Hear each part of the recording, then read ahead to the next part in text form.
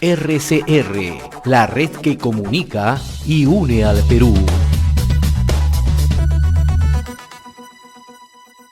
Tenemos la gratísima visita y le agradecemos la amabilidad que siempre tiene con RCR, Red de Comunicación Regional, a la doctora Miriam Ponce, ella es viceministra de Gestión Pedagógica del Ministerio de Educación.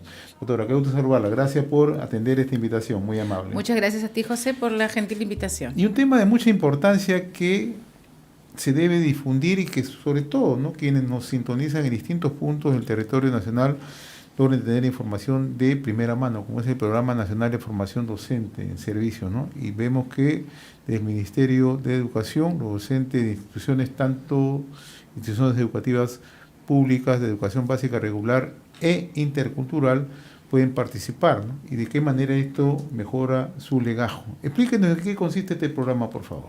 ¿Cómo no, José? Bueno, uno de los aspectos fundamentales, y eso está demostrado en la investigación científica, es que el maestro cumple un rol fundamental en el proceso educativo, desde la inicial hasta la superior, ¿no? En ese sentido, el Ministerio de Educación evaluó que hace mucho tiempo no había un programa nacional de formación docente que ofreciera una respuesta a la situación real que tenemos. Es decir, la unidad de medición de calidad del Ministerio de Educación ha hecho evaluaciones y venimos año a año, de alguna manera, recibiendo resultados que nos hacen ver que algo estamos haciendo mal, porque claramente los alumnos no terminan de despegar en sus aprendizajes, sobre todo de comprensión lectora, que no es que sea lo más importante ni lo único importante, pero es una herramienta fundamental para acceder a otros aprendizajes. Entonces, el Programa Nacional de Formación Docente ha privilegiado, ¿no? Porque hay que priorizar. En los sectores hay que priorizar y a veces tenemos temor a hacer priorizaciones porque después nos pueden decir ¿por qué no matemática? ¿Por qué no ciencias? ¿Por qué no esto? ¿No? Entonces, hemos priorizado. Y en ese proceso de priorización queremos desarrollar competencias profesionales de los docentes a partir de aquellos aspectos que son fundamentales en el conocimiento del mismo. Uno es cómo aprende el cerebro. No es lo mismo un niño de inicial que un niño de secundaria, que un estudiante de secundaria. Y es importante también reconocer las diferencias, ¿no? Una riqueza que tenemos es que los seres humanos somos distintos, pero hay elementos y aspectos que son fundamentales, que la ciencia ya a través de la neuroeducación nos señala que son importantes conocer para poder hacer una inmersión, digamos, de estrategias de aprendizaje que respondan a las necesidades de los alumnos y a cómo aprenden. Entonces, este programa nacional de capacitación está dirigido en este momento a 120.000 docentes. Su contenido privilegia fundamentalmente lo que es, desde el punto de vista de la neuroeducación, cómo aprende el cerebro, ¿no? Diferenciando los niveles educativos y las edades de los niños. Antes se pensaba que ya el chico de secundaria no había nada que hacer, ¿no? Hoy ya la neurociencia te dice que sí, que sigue aprendiendo, que hay interconexiones todavía y que hay que seguir atendiendo, digamos, este desarrollo. Constante, ¿no? La capacitación debe ser permanente, ¿no? Debe ser permanente. La actualización, la ciencia, la investigación, hoy nos dan mucha información que hay que estar siempre al día, igual que la tecnología, ¿no? Sí. Entonces, se están escuchando en varios puntos del territorio nacional, doctora. ¿Bajo qué modalidades se desarrolla este programa de formación docente? Bueno, hay 3 modalidades, ¿no? Una que es semipresencial. Esta está dirigida a más o menos 10.000 docentes, privilegiando las zonas rurales y las zonas tanto de sierra como de selva. ¿Por qué decidimos también priorizar ahí? Porque los resultados nos han demostrado que no están aprendiendo los chicos. Y donde menos aprenden es en estas zonas. Entonces necesitamos hacer un esfuerzo mayor para poder acompañar a ese maestro que a veces está muy lejos, digamos, de la capital, de las zonas urbanas, y que necesita un acompañamiento pedagógico. Ahí hay una ¿no? verdadera brecha en realidad, ¿no? Totalmente, hay una brecha enorme, ¿no? Y un esfuerzo, y que creo que ya lo ha señalado la presidenta en su momento, es que tenemos muchas escuelas unidocentes, y estas unidocentes son donde los resultados son, digamos, más notorio esa brecha que existe. Entonces, estamos trabajando también desde el Ministerio para que los unidocentes, que tengan menos de 12 a 14 alumnos, se conviertan, no, que tengan más, perdón, de 12 a 14 alumnos, se conviertan en bidocentes, porque eso ya reduce a la mitad, digamos, la dificultad que tiene el maestro de atender 6 grados a la vez, ¿no? Convirtiéndolos en bidocentes ya va a tener 3 grados. Déjenme felicitarlos porque en realidad pocas veces he escuchado yo que se le pone atención a la escuela unidocente, que es clave en zonas alejadas, en zonas que muchas veces el Estado no está presente. Pero ahora me alegra escucharla que le están poniendo bastante énfasis a aquellos docentes que hacen una labor de apostolado ahí, porque verdaderamente hacen una labor de apostolado. Efectivamente. Si bien es cierto, tienen un bono adicional por la zona de ruralidad, claro, también, el tema emocional que implica estar en zonas rurales, desprovistos a veces de talleres permanentes, con mayor comunicación, acceso a muchas cosas, es bien difícil. Es muy fácil desde un escritorio decir, bueno, a ver quién se anota para una escuela rural, pero el día a día es duro para un maestro, y más aún si tiene que atender 6 grados a la vez. Entonces, creo que ese esfuerzo que se está haciendo desde el sector es muy importante, efectivamente, y esperamos que esto ayude a revertir y que los maestros, primero, no se sientan solos, segundo, mejoren sus procesos de aprendizaje a partir de sus competencias y con mayor conocimiento de quién es ese alumno con el que está trabajando, ¿no? Esa es una primera modalidad. ¿Qué otra modalidad? Así es. tenemos? La otra modalidad es una modalidad a distancia, virtual, con tutoría, ¿no? Es decir, estos maestros, esto está dirigido a 20.000 docentes. Yeah. Y esa distancia, los maestros tienen acceso al Internet y tienen una tutoría donde cada tutor va a tener a cargo un conjunto de maestros a los que va a poder ir tutoreando y va a tener un constante intercambio, digamos, a partir de lo que va avanzando en este proceso de formación, ¿no? Yo le decía que vamos a trabajar desde la neuroeducación, pero vamos a privilegiar la comprensión lectora, es decir, cómo aprende el cerebro y qué tengo que hacer entonces yo como maestro para mejorar la comprensión lectora de mis estudiantes a partir de ese nuevo conocimiento que estoy teniendo. Y de manera transversal, y esto es muy importante, vamos a atender 2 temas. Uno, la salud mental, que lo estamos trabajando de manera articulada con el Ministerio de Salud, y otra, lo que es la ciudadanía, porque como bien sabemos, tenemos una crisis de valores en el país muy grande que tenemos que atender desde la escuela y motivar al maestro a atenderla. Sería importante por qué se escogen esos 2 ejes temáticos, ¿no? Salud mental y ciudadanía. Salud mental, ¿cuál es la evaluación que han hecho del Ministerio de Educación de la mano con el sector salud para priorizar, para focalizar ese tema? Bueno, hay 2 temas fundamentales, diría yo, ¿no? Uno, que tiene que ver con la crisis que los estudiantes han tenido, además, frente a 2 años de pandemia, que no se ha trabajado. Es decir, sí han estado en educación a distancia, muchos chicos han perdido familia y no han procesado ni el duelo, ¿no? Ni tampoco la situación que ha significado volver a la presencialidad de una manera, digamos, rápida a los 2 años, sin un tratamiento especial desde la escuela también, ¿no? Y por otro lado está lo que es el bullying. Ya sabemos que hay situaciones que se van presentando a los chicos en este afán de hacerse los graciosos, en muchos casos sin medir consecuencias de cómo se siente el otro alumno, que puede sentirse bastante vulnerable, ¿no? Se generan situaciones que los maestros no han ido manejando necesariamente porque no lo han percibido. Entonces, la idea es que ellos comiencen a verificar, digamos, cuáles son aquellos indicadores que nos pueden alertar de situaciones que estén viviendo los alumnos, ¿no?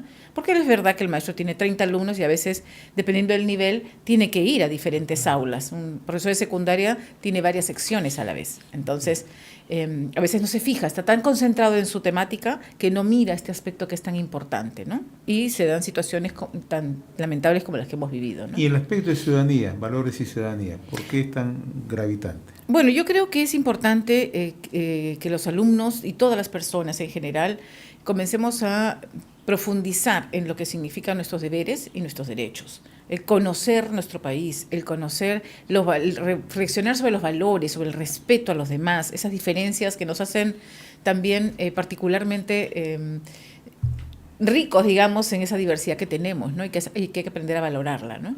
¿Y hemos ido perdiendo esa valoración? Sin duda, sin duda. Yo creo que los adultos somos muy conscientes de lo que se ha ido perdiendo a lo largo de los años, el valor, el respeto a la diferencia, el respeto a la otra persona, el no compartir ideas, no quiere decir que tengamos que enfrentarnos, ¿no? Es decir, ese respeto creo que lo vivimos día a día, ¿no? Y nuestros alumnos nos ven a los adultos como un ejemplo claro también de lo que puede convertirse, digamos, en algo normal, ¿no? Y en lo que significa la necesidad de ir desarrollando mayor tolerancia y articularnos, porque creo que la comunicación es eso, ¿no? Justamente poder entablar, digamos, una conversación con diferencias, puntos de vista distintos que nos ayudan y nos enriquecen también, ¿no? Nos está explicando respecto a las dos primeras modalidades y hay una tercera. Así es. La tercera modalidad es una modalidad totalmente virtual y tiene una particularidad que es una mesa de ayuda pedagógica. Esta mesa de ayuda pedagógica, digamos, se ofrece a los maestros también, donde pueden hacer sus intervenciones, pero no hay un seguimiento tan puntual, digamos, como en la primera modalidad, que va a tener un acompañamiento in situ, y en la segunda, que es con tutores, ¿no? Entonces, esta tercera es un poco más masiva, si queremos decirlo de esa manera, dirigida a 90.000 maestros, ¿no? ¿Cómo se va a ir monitoreando todo este trabajo de fortalecimiento que hacen ustedes? Bueno, a través de la Dirección de Formación Docente, se tiene ya un trabajo bastante bien planificado, donde hay 2 módulos este año, hay un número de horas por modalidad y hay, como le digo, tutores y coordinadores para cada aspecto. Tenemos expertos, por supuesto, que están trabajando todo el material y hay un seguimiento muy de cerca al maestro en la primera y en la segunda modalidad, porque van a tener tutores y acompañantes pedagógicos, ¿no? Ahora, tenemos entendido que el Ministerio va a entregar constancia de participación, ¿no? Así es. A los docentes, ¿no? Ahora, ¿qué requisitos tienen que cumplir para obtener esa constancia, ¿no? Bueno, hay un número de horas ¿Ya? y en cada modalidad el maestro va a tener que terminar, digamos, va a tener un seguimiento en el acompañamiento que hace en el primer caso, en el segundo en las participaciones que hacen con su tutor, y tienen que presentar también un portafolio donde hay una serie, digamos, de actividades que se van monitoreando y que los maestros van trabajando a lo largo de la formación. No son trabajos enormes, ni mucho menos, porque lo importante es la puesta en práctica en la escuela. Pero sí un portafolio que permita, pues, que hayan narraciones reflexivas de los docentes respecto a cómo esto está significando un cambio o cómo lo está detectando en la escuela. Casuística. ¿No? Casuística, por supuesto, y actividades de aprendizaje con metodologías activas que ellos van a ir implementando también a lo largo del año, ¿no? Estamos dialogando con la doctora Miriam Ponce, viceministra de Gestión Pedagógica del Ministerio de Educación, ¿no?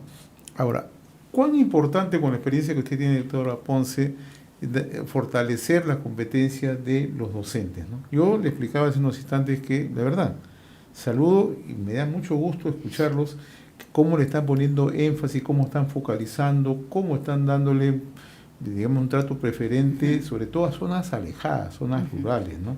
O sea, ¿cómo fortalece esto y cómo esto revalora la labor del docente? Bueno, yo soy maestra, ¿no? Claro y que sin sí. lugar a dudas, el concepto que se tenía años atrás respecto al maestro era un concepto de un líder en la comunidad, es para los padres de familia. Creo que con el tiempo y con los años eso se fue perdiendo, ¿no? Yo siempre voy a recordar la preocupación de mi padre cuando yo le dije que me quería cambiar de carrera para estudiar educación, ¿no? Él me miraba como dice, ¿estás segura, no? O sea, de abogada a maestra, por esta sensación también de que no somos valorados, ¿no? Y creo que ahí el maestro tiene un trabajo importante. Yo siempre se los he dicho a mis alumnas en las universidades que he trabajado, que el maestro tiene que formarse permanentemente para poder argumentar las cosas que hace y las cosas que decide en aula, ¿no? Si viene un padre de familia y te dice, mira, no, a mi hijo no le dé usted estas actividades porque a mi hijo no le gustan, tú tienes que tener la suficiente solvencia académica para explicarle por qué al papá. Por ejemplo, para ser bien concreta, hay papás que quieren que los niños cuenten pues del 1 al 1000 y se sienten felices porque el niño ya cuenta el 1 al 1000, o porque te dice palabras en inglés, ¿no? Entonces, y le dicen a la maestra de inicial, tienen que enseñarle a leer. Enséñale usted todos los números, enséñale a sumar. Y la maestra inicial tiene que tener la solvencia para explicarle por qué razón. Un proceso. Esto es un proceso, efectivamente. Y que en este momento lo más importante es desarrollar otro tipo de capacidades en los niños. La importancia de lo motor, justamente para que después no tenga dificultad en lo fino para escribir.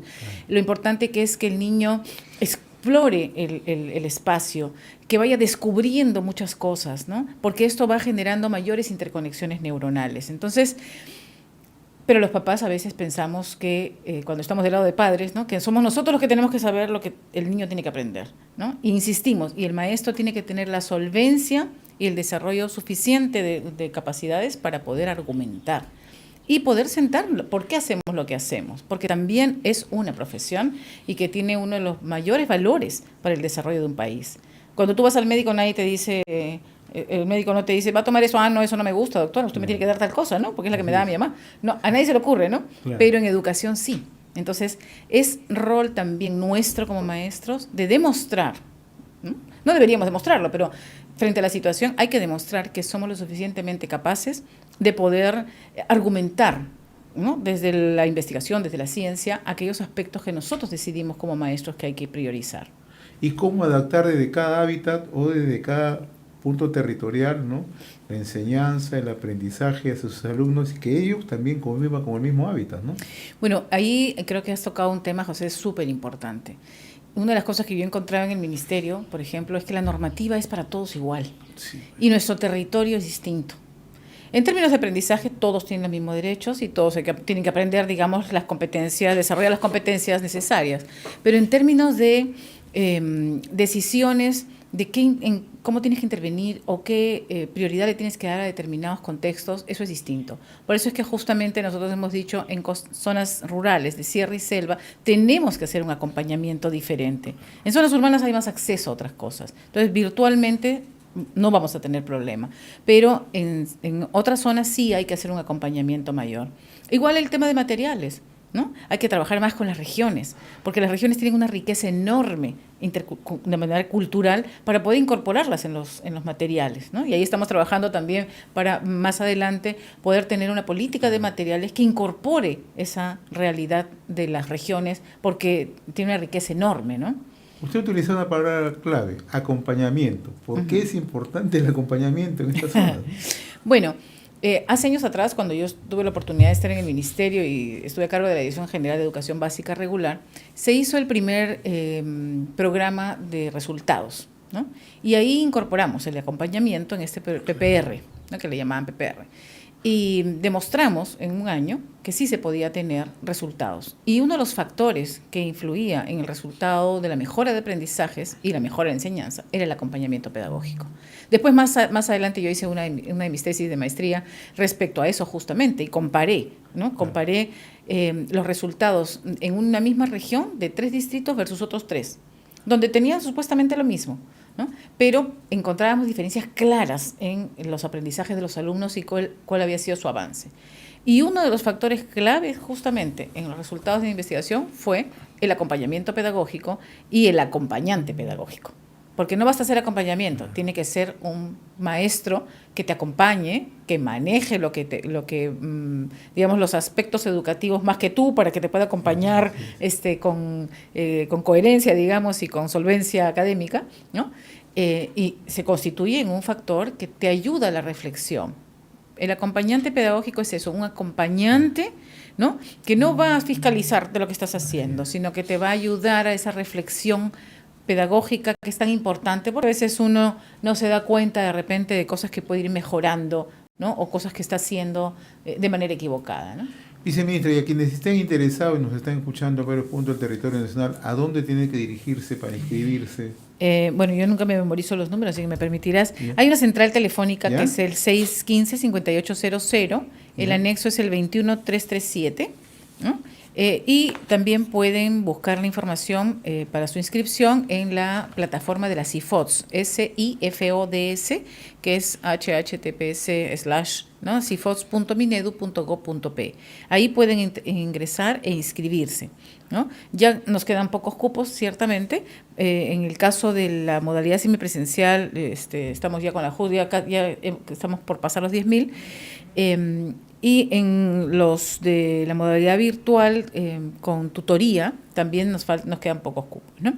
Después hay mensajes vía WhatsApp al número 9937650042 o al 983098961, ¿no? Entonces, yo igual les voy a dejar los teléfonos para que los puedan pasar en algún momento. Lo vamos a hacer porque en realidad de eso se trata, que conozcan y los beneficios y los aportes que van a recibir, y lo más importante, ¿no?, que esto forma parte de su legajo, ¿no?, profesional de cada docente. ¿Cuántos docentes se piensa alcanzar en este programa de decía? ¿120.000? Está dirigido para 120.000. exactamente.